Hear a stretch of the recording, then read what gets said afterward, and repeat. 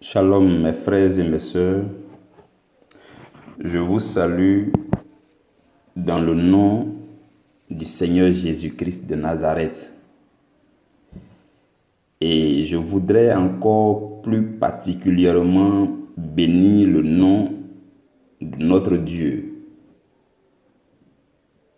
le nom du Dieu d'Israël, le Dieu créateur de toutes choses dans l'univers, le Dieu qui a envoyé son Fils unique,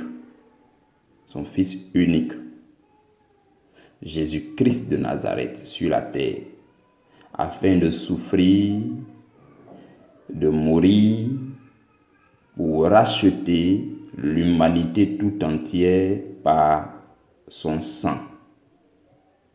Je donne gloire à Dieu, mes frères et mes sœurs, et je bénis de ce que nous nous retrouvons en ce jour du lundi 6 avril 2020. Pendant que ce pain est partagé, il doit être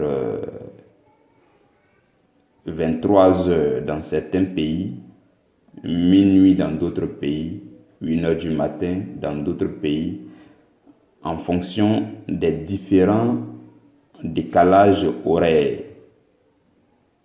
Je donne gloire à Dieu parce qu'il nous a permis d'être une famille. Il nous permet d'être une famille sur ce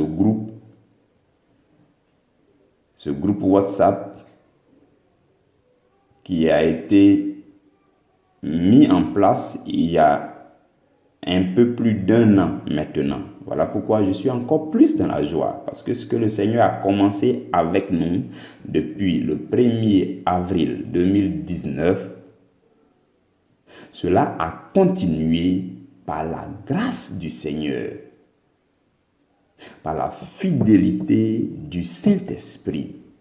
Et je lui donne gloire, lui qui nous permet d'entrer dans notre 2e année d'existence. Je bénis son nom. Je bénis son nom parce que ce qu'il veut faire à travers cette activité est beaucoup plus grand que ce que nous pouvons penser et imaginer. Je bénis son nom, mes frères et mes sœurs. Je lui donne vraiment toute la gloire.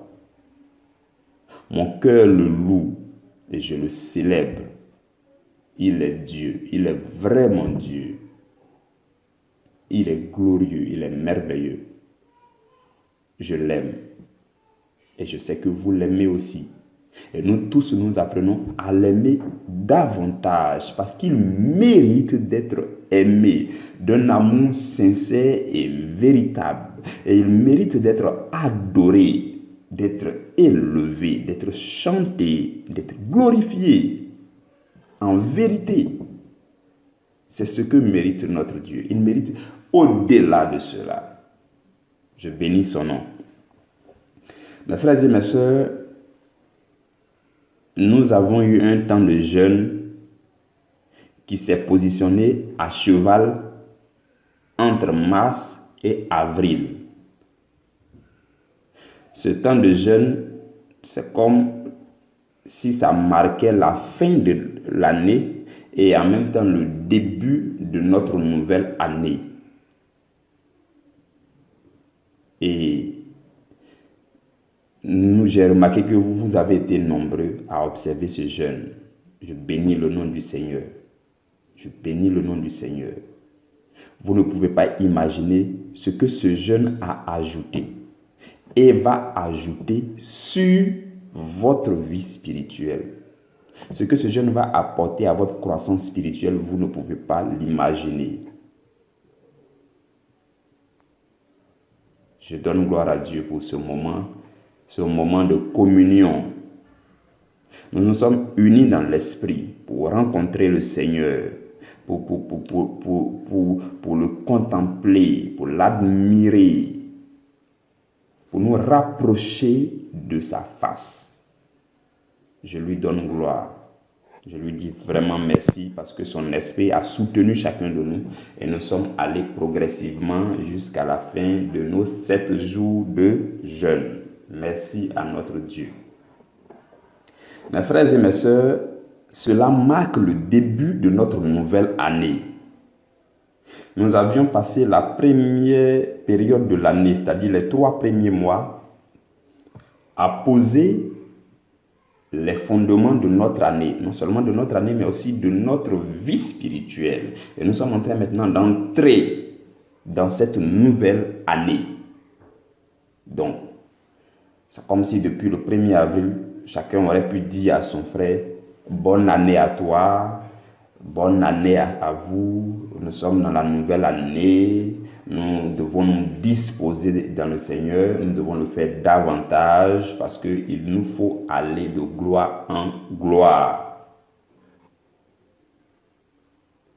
Donc je souhaite une très bonne année à chacun. Nous sommes entrés dans la 2e année et nous allons faire les choses de façon beaucoup plus sérieuse, beaucoup plus sérieuse. Beaucoup plus sérieuse. Je vous dirai pourquoi je dis ça. Parce qu'aujourd'hui, il y a beaucoup de pagailles sur le net. Mais on va redynamiser les choses correctement. On va faire les choses dans le Seigneur, comme il se doit. Voilà pourquoi la première chose que je vous annonce, c'est que ce groupe WhatsApp, on va changer légèrement le nom. On va changer légèrement le nom de ce groupe WhatsApp. Et on va l'appeler Priorité à l'Évangile C. On va ajouter C devant. Voilà, Priorité à l'Évangile C. Suivez-moi bien parce que c'est des choses que vous allez constater pour ne pas que ça surprenne quelqu'un qui n'a pas bien suivi ce que je suis en train de dire maintenant. Donc, ce groupe-là va s'appeler maintenant Priorité à l'Évangile C. Voilà. Je vous explique pourquoi. Pour mieux vous expliquer, vous allez comprendre que tout ce que je vais prendre comme décision maintenant, c'est sous la motion du Saint-Esprit et fondé dans la parole de Dieu. Nous allons faire toutes choses sur la base de la parole pour que tout le monde soit content. Vous voyez, c'est ce que nous allons faire. Remarquez la vie de Jésus. Puisque le Seigneur Jésus a été notre modèle. Il n'a pas été. Il est notre modèle et que nous devons faire toutes choses suivant son exemple. Si vous remarquez la vie de Jésus, tous ceux qui le suivaient on pouvait les subdiviser en 3 catégories. Tous ceux qui suivaient le ministère du Seigneur Jésus sont subdivisés en 3 catégories. Il y a la multitude qui suivait Jésus. Quand vous lisez la Bible fréquemment, on dit la foule suivait Jésus. La foule accourut à Jésus. La multitude est venue écouter l'enseignement de Jésus. Les gens venaient de partout, des villages voisins, ainsi de suite, et des villes voisines pour venir écouter les enseignements de Jésus. Donc, il y a cette multitude, cette grande foule-là qui peut venir écouter les enseignements. Tout comme ça peut être le cas pour le groupe WhatsApp Priorité à l'Évangile C. Ce groupe sera pour nous la porte d'entrée. Tout ce que vous inviterez à partir d'aujourd'hui rentreront par cette porte d'entrée qui est Priorité à l'Évangile C. Ok. Maintenant, parmi toute cette foule qui suivait Jésus, revenons un peu à l'exemple de Jésus, parmi toute cette foule qui suivait Jésus, parmi cette multitude qui venait l'écouter, certains ont commencé à l'écouter avec plaisir.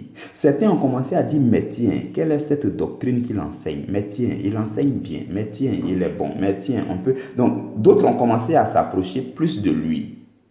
C'est ceux-là que la Bible appelle les disciples.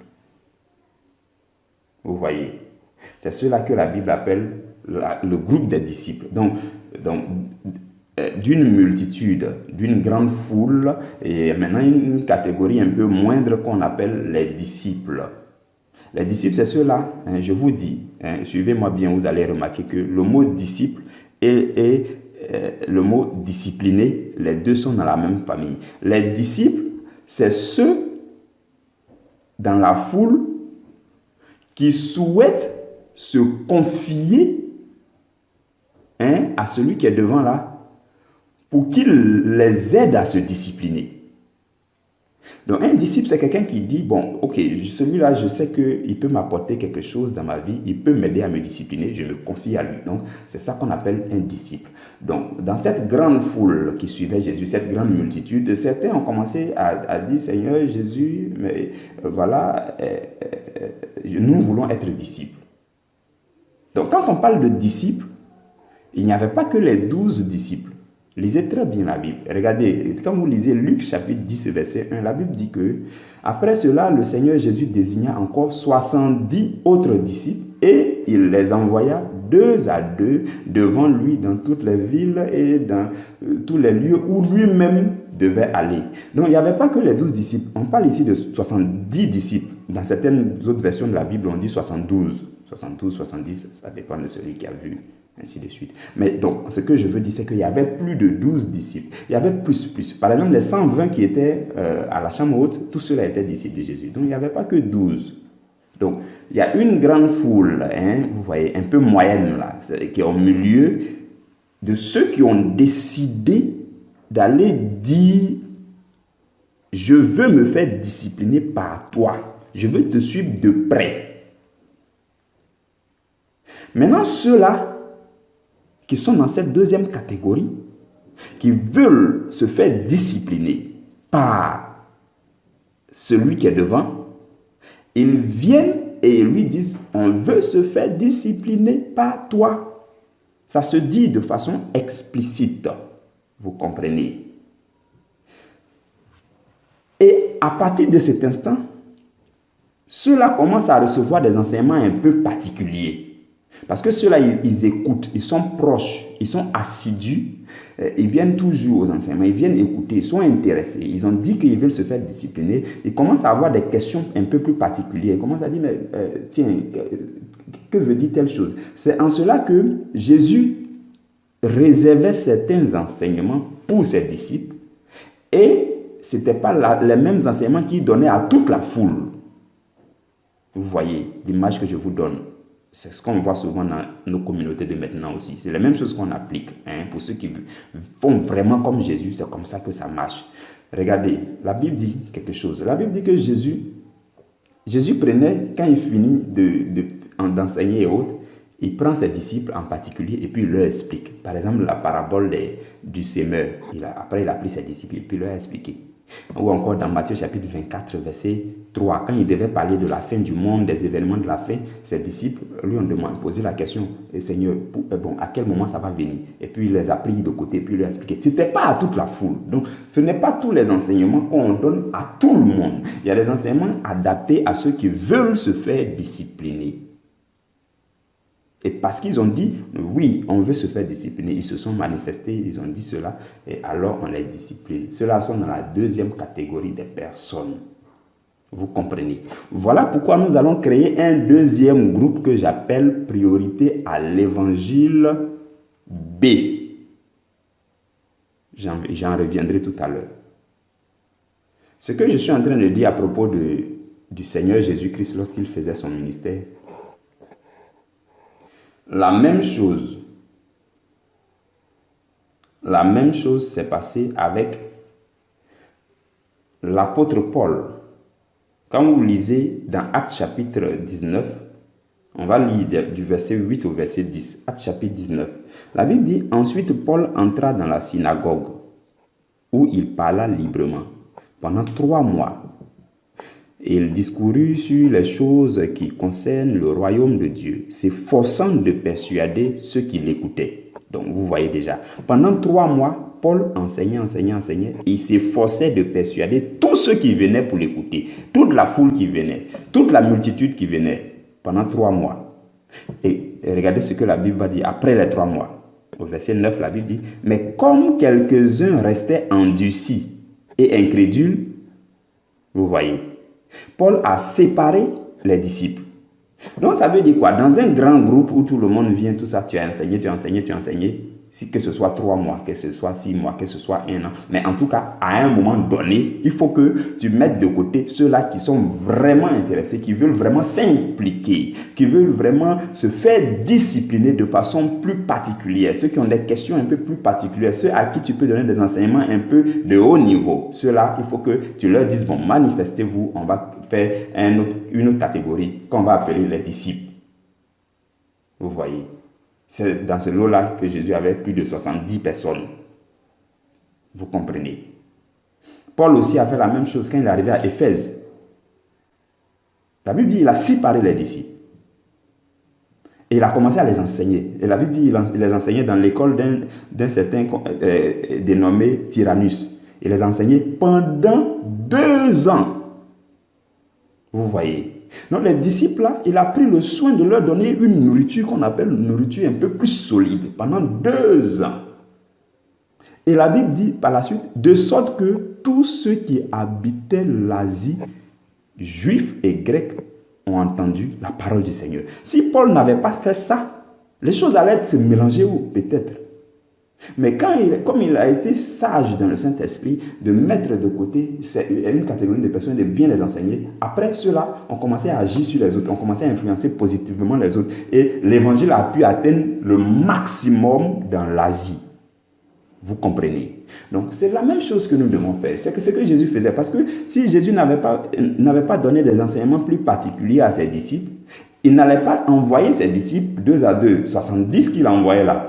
C'est parce qu'il les a bien formés et puis il veut maintenant les tester. Il dit, bon, allez-y, je vais voir si vous avez des trucs. Donc, ce n'est pas avec la multitude, ce n'est pas avec la foule que l'œuvre de Dieu se fait, mais à un certain moment, il faut que l'œuvre de Dieu, on puisse demander aux gens qui veulent s'impliquer de se manifester. C'est comme ça que nous aussi, nous allons fonctionner. Vous voyez, ce que nous allons faire n'est pas contraire à la Bible.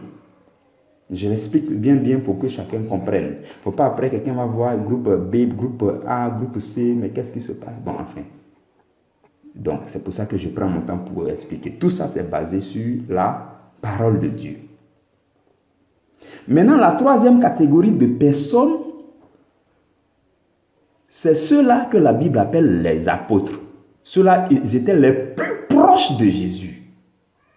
Donc, Jésus avait par exemple plus des milliers de personnes. Par exemple, la Bible dit qu'il a nourri 5000 personnes, tout ça. Ça, c'est la foule, hein, vous voyez. Plus de 5000 personnes le suivaient. Plus de 5000 personnes le suivaient. Les gens le suivaient partout. Maintenant, dans tous ces 5000 et autres là, il y a une bonne catégorie. Je ne sais pas, peut-être 200 ou 300, mais en tout cas, y compris les 72 là, ceux-là qui l'enseignaient particulièrement, qu'on les appelait les disciples, ainsi de suite. Mais parmi ceux-là encore, il y a une petite catégorie qui va sortir qu'on va appeler les apôtres. Regardez Luc chapitre 6, verset 13. La Bible dit, quand le jour parut, Jésus appela ses disciples et il en choisit 12 auxquels il donna le nom d'apôtres. Ça veut dire que il y a un dernier petit groupe qui va sortir qu'on va appeler apôtres. Ce dernier petit groupe-là, ils viennent des disciples. C'est parmi les disciples qu'on choisit. Apôtre, ça veut dire envoyé. Vous voyez. Apôtre, ça veut dire que apôtre, c'est quelqu'un qui peut être envoyé dans une grande mission. C'est-à-dire que celui-là, on dit, bon, au début, il était disciple. D'abord, au tout début, il était parmi la foule. Vous comprenez. Il écoutait. Après, il a commencé à s'intéresser. Il s'est manifesté. Il a dit, bon, je veux être mieux discipliné. Je veux m'approcher de l'homme de Dieu. Je veux être mieux discipliné. Et alors, on l'a appelé disciple. Après, il est maintenant en contact avec l'homme de Dieu. Ils sont dans le groupe priorité à l'évangile B. Comprenez en même temps tout ce que je dis. Priorité à l'évangile B. Ils reçoivent des enseignements un peu plus supérieurs. Ainsi de suite, ainsi de suite. Ils sont formés. Après, de ce groupe-là encore, peut-être on va créer un autre groupe de ceux qui sont maintenant, qui sont les plus impliqués. Ceux qui sont prêts à être envoyé. Être envoyé, ça veut dire apôtre. Un envoyé, c'est un apôtre. Vous comprenez? Donc, c'est pour cela que Jésus a choisi parmi les disciples, parmi ceux qu'il était en train de discipliner, il en a choisi 12 qu'il a appelés apôtres ou encore envoyés. Envoyé spécial. Vous comprenez? Et alors, quand c'est comme ça, quand les envoyés là sont prêts à être envoyés, là, l'œuvre peut s'exploser. Ça fait un boom maintenant, parce que c'est des envoyés solides. Ils ont été disciplinés jusqu'à après. Ils sont prêts à être envoyés. Quand ils sont envoyés, eux aussi, ils vont les faire des disciples, ainsi de suite, ainsi de suite, ainsi de suite. C'est comme ça que l'œuvre de Dieu fonctionne. Voilà pourquoi on ne va pas rester dans le billard sur ce groupe-là éternellement. On n'est pas venu s'amuser. Non. On n'est pas venu jouer au billes où chacun fait ce qu'il veut éternellement. Ce n'est pas comme ça. On va redynamiser au fur et à mesure que le Seigneur nous le demande. Vous comprenez, mes frères et mes sœurs. Donc maintenant, ce que je veux dire, si vous avez très bien compris tout ce que j'ai dit, le groupe qui est là sera appelé priorité à l'évangile C, et nous allons créer un autre groupe que nous allons appeler priorité à l'évangile B. Ça sera le groupe de tous ceux qui veulent être disciples, tous ceux qui veulent se discipliner. Je dis ça comme ça. Regardez, on va lire un passage dans la Bible qui va vous aider à mieux comprendre tout ce que je dis là. Luc chapitre 9, versets 57 à 62. Luc chapitre 9, versets 57 à 62. Regardez ce que dit la Bible. La Bible dit, pendant qu'ils étaient en chemin, un homme lui dit, Seigneur, je te suivrai partout où tu iras. Vous voyez. Ils étaient en chemin et puis quelqu'un est venu dire, Seigneur Jésus, moi je te suivrai. Voilà comment les disciples se signalent. Un disciple dit, bon, vraiment, Berger Makaye, on a enseigné, vous t'es enseigné pendant 1 an, tout ce qu'on a écouté là, c'est bon. Quand je regarde ma vie, quand je regarde comment ma vie doit devenir, Berger Makaye, vraiment, je vais te suivre dans ton affaire là. Et puis ce signal, vous comprenez. En fait, en le disant, ce n'est pas moi directement que vous suivez. Nous tous, nous suivons le Seigneur Jésus. Mais il faut que nous puissions imiter le modèle du Seigneur Jésus. C'est ce que nous sommes en train de faire. Donc, la Bible dit que le gars est venu et puis il dit, Seigneur, je te suivrai partout où tu iras. Vous voyez. Donc, il y a ces personnes-là qui vont se signaler. Et puis Jésus lui a dit, les renards ont des tanières et les oiseaux du ciel ont des nids, mais le Fils de l'homme n'a pas un lieu où il puisse reposer sa tête. Souvent, il y a des gens qui disent, ah, berger, je vais te suivre. Mais ils ne savent pas ce qui attend devant. Ils ne savent pas ce que berger vit au jour le jour. Ils ne savent pas les sacrifices qui sont liés à l'œuvre. Donc, Jésus lui dit, mon ami, tu dis, tu veux me suivre là. Les renards ont les tanières. Moi, le Fils de l'homme là, il n'est pas un endroit où poser. Est-ce que tu es conscient de ta décision? Vous voyez, non? Donc, pendant que d'autres sont en train de dire, je vais te suivre, Jésus leur dit, il faut bien réfléchir. Pendant ce temps, Jésus lui-même, il regarde d'autres et puis il dit, suis-moi. Ça veut dire que parmi eux, il y en a qui regardent, toi, tu peux me suivre, toi, tu es prêt, toi, tu peux affronter ce que je vois là, ainsi de suite. Donc, dans le verset 59, la Bible dit, Jésus a dit à un autre, suis-moi. Et malheureusement, souvent, celui à qui on compte, sur qui on compte et puis on dit, suis-moi là, c'est lui qui dit, Seigneur, permets-moi d'abord d'aller ensevelir mon Père, ainsi de suite. Jésus va lui dire, laisse les morts ensevelir les morts et toi, va annoncer le royaume de Dieu. Vous comprenez? C'est comme ça. Donc, il y en a qui disent, Seigneur, je veux te suivre, mais permets-moi d'abord d'aller faire ceci. Il y en a, le Seigneur lui-même dit, viens, tu vas me suivre. Il y en a qui disent aveuglement, Seigneur, je veux te suivre. Mais en tout cas, voici le mécanisme selon lequel ceux qui veulent être disciples là se signalent. Être disciple, je le rappelle encore, ça veut dire que tu veux être discipliné. Ça veut dire que tu viens pour que la personne t'aide à être discipliné. Ce n'est pas pour te forcer ou bien pour faire quoi que ce soit, non. C'est pour t'aider. Pour t'aider à être plus proche du Seigneur, en te donnant des enseignements un peu plus solides, en espérant que tu vas te soumettre à certaines choses qu'on va dire, ainsi de suite. C'est ça le disciple. Donc, par exemple, quand on va créer notre groupe WhatsApp B, ceux qui seront dessus vont recevoir peut-être un deuxième enseignement chaque semaine. Un enseignement plus adapté, quoi. Parce que, comme ils ont décidé d'être disciples, là, il faut que je m'approche du Seigneur et que le Seigneur nous donne encore des enseignements un peu plus supérieurs. Peut-être qu'on va, avec eux, dans le groupe B, là, en plus des enseignements que tout le monde va recevoir chaque jour, eux, ils vont peut-être recevoir un autre enseignement par semaine, qui va parler spécifiquement de la vie d'un disciple, du ministère, comment faire l'œuvre de Dieu, comment s'impliquer dans l'œuvre de Dieu, comment tout ça. Et ça va peut-être aider certains à répondre à leur appel. Il faut qu'on s'aide. Il y a des gens, tant que tu ne les as pas aidés, ils ne vont pas répondre à l'appel de Dieu. C'est pour cela qu'on suit le modèle du Seigneur Jésus pour faire tout ce que nous voulons faire. Vous comprenez, mes frères et mes sœurs? Donc, je récapitule. Il y aura 2 groupes. le groupe Priorité à l'Évangile C. Le nouveau nom du groupe qui existe actuellement, ça sera la porte d'entrée. Tous ceux que vous inviterez rentreront par là. Et à partir d'aujourd'hui, je crée un groupe appelé Priorité à l'Évangile B pour tous ceux qui voudront être disciples dans la deuxième catégorie. Tous ceux qui veulent s'impliquer dans l'œuvre. Tous ceux qui croient que la direction dans laquelle le berger Makaya est en train d'avancer là, c'est une bonne direction. Je veux le suivre. Je veux soutenir l'œuvre. Je veux m'impliquer. Ceux-là, ils vont se manifester. Je donne à tout le monde jusqu'à la fin de ce mois. Si tu veux faire partie du groupe B, tu m'envoies juste un message en inbox. Je ne reviendrai pas dessus par écrit. Celui même qui n'a pas écouté cet enseignement, ça veut dire que bon, voilà, ce qui est sûr, le juif va écouter, il saura. Mais nous avons jusqu'à la fin du mois d'avril pour que vous puissiez vous manifester pour dire, ah ben moi je veux être plus proche de toi, pour que recevoir les enseignements meilleurs, pour que tu m'aides à être discipliné spirituellement, pour que tu m'aides à grandir spirituellement. Je veux m'impliquer dans l'œuvre là, je veux faire quelque chose à côté de toi, je veux faire équipe avec toi, hein? Je veux ainsi de suite. Vous vous signalez juste en inbox, vous dites, Berger Makaye, je vais faire partie du groupe B. Et moi, je vais réfléchir aussi. Ah oui, je vais réfléchir aussi. Vous vous souvenez, le gars, il a dit, Seigneur, je te suivrai partout. Et puis Jésus lui a dit, toi, quand il te regarde bien, moi, le Fils de l'homme, là, j'ai les renards ont les tanières, les oiseaux ont les nids, moi, il n'y a rien où dormir. Quand il te regarde bien, le jour où je vais dire, je vais aller dormir à gauche, tu vas dire, non, moi, je suis trop choco. Je ne peux pas aller dormir là-bas.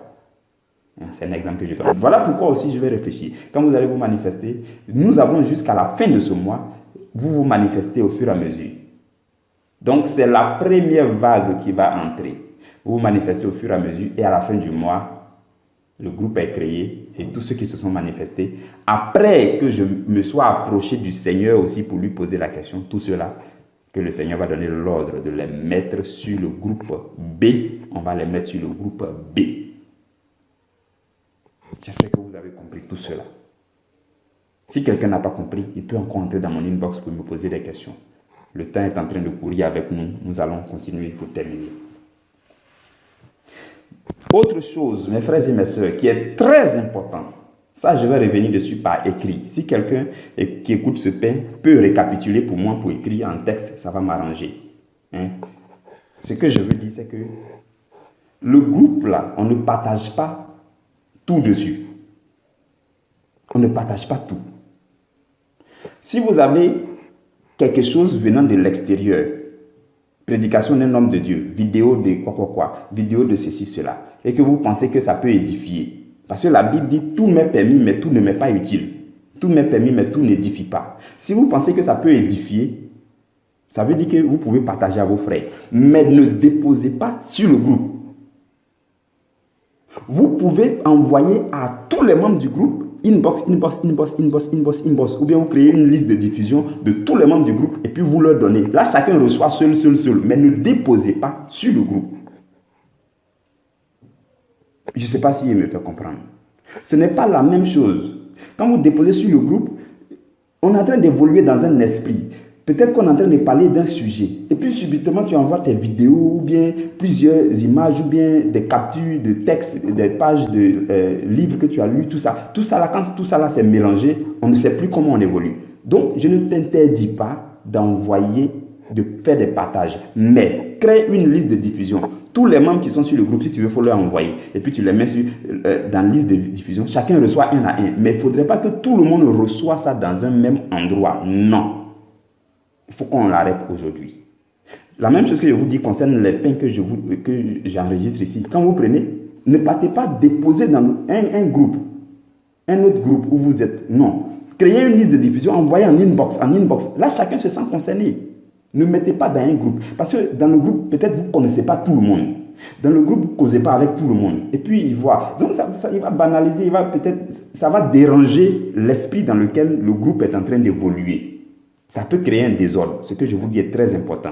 Je veux que quelqu'un, si vous m'avez compris, je voudrais que quelqu'un récapitule ça en texte. Et puis, il faut qu'on marche dessus. Ne déposez plus des choses sur le groupe. Ne partagez plus des choses aveuglément sur le groupe.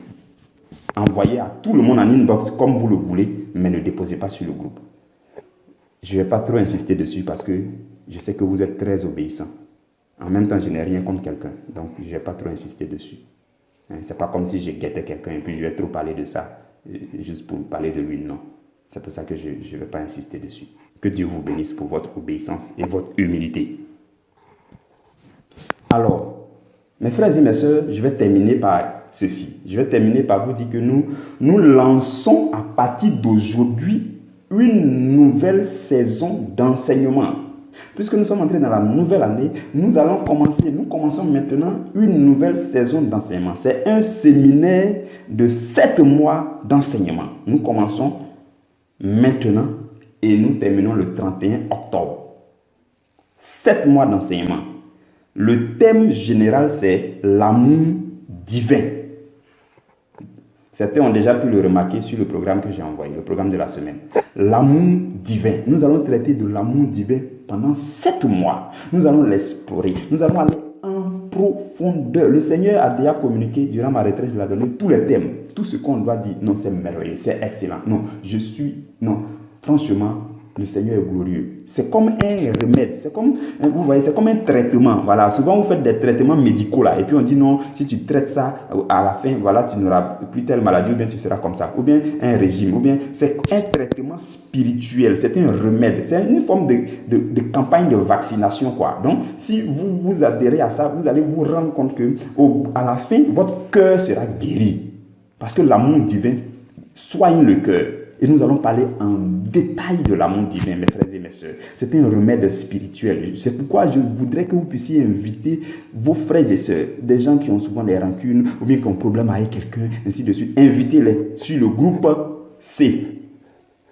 Dans tous les cas, le groupe B n'est pas encore créé. Invitez-les sur ce groupe-là qui est en même temps le groupe C. Donc, invitez-les sur ce groupe pour que le Seigneur puisse nous traiter. Il va traiter notre cœur au fur et à mesure de ces mois-là. Mes frères et mes sœurs, c'est cela. Donc, à partir de ce moment, la saison de 7 mois d'enseignement a été lancée. Tout à l'heure, juste après cette vidéo, après cet enseignement, après ce pain, je vous envoie la vidéo d'invitation. Cette vidéo-là n'est pas lourde. Partagez à vos frères et sœurs. Cette vidéo-là, quand tu partages à quelqu'un, tu n'as pas besoin de trop parler derrière. S'il a vu, il va te demander, donne-moi le lien du groupe. Puis tu lui envoies le lien du groupe, ainsi de suite. Que Dieu vous bénisse. Soyons des évangélistes. Évangélisons. Soyons des gagneurs d'âme. Envoyons cette vidéo-là autour de nous. Autour de nous. Ne prenez pas pour aller déposer dans un groupe. Envoyez ça en inbox. Si vous voulez envoyer en inbox de tous les membres d'un groupe, mais n'envoyez pas dans un groupe. Comme je l'ai dit. Ce que je ne veux pas qu'on fasse pour moi, je ne vais pas faire pour les autres.